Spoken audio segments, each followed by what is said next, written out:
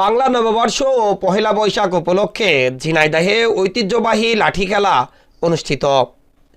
পহেলা বৈশাখ উপলক্ষে ঝিনাইদহে অনুষ্ঠিত হয়ে গেল গ্রাম বাংলার ঐতিহ্যবাহী লাঠি খেলা। সোমবার সকালে শহরের উজির আলী স্কুল মাঠে জেলা বিএনপির পক্ষ থেকে এই লাঠি খেলার আয়োজন করা হয়।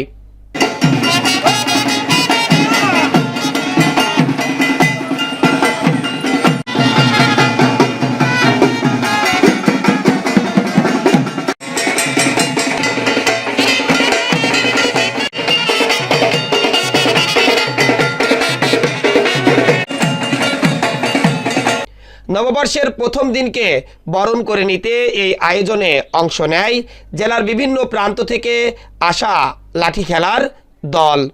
বর্ণাঢ্য পরিবেশ ও লোকসঙ্গীতের তালে তালে প্রদর্শিত হয় নানান আকর্ষণীয় লাঠির কৌশল, যা উপভোগ করেন স্থানীয় জনতা। অনুষ্ঠানে উপস্থিত ছিলেন ঝিনাইদহ জেলা বিএনপির সভাপতি advocate M A Majid, Jhenaidah জেলা বিএনপি সাধারণ সম্পাদক জাহিদুজ্জামান মনা সহ অন্যান্য নেতাকর্মীরা।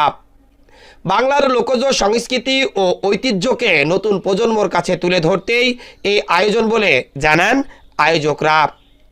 একসময় বাংলাদেশের আনাচে কানাচে প্রায় বছর জুড়েই এই লাঠি খেলা অনুষ্ঠিত হতো, কিন্তু কালের বিবর্তমানে এখন হারিয়ে গেছে গ্রাম বাংলার এই ঐতিহ্যবাহী লাঠি খেলা।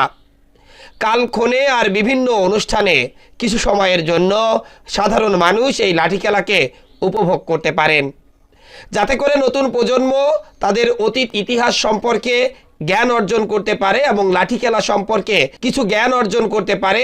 এই জন্যই ঝিনাইদহ জেলা বিএনপির আয়োজনে আজ পহেলা বৈশাখে ঝিনাইদহ জেলার ঐতিহাসিক উজির আলী স্কুল মাঠে জেলা বিএনপির আয়োজনে এই ঐতিহাসিক লাঠি খেলা অনুষ্ঠিত হয়।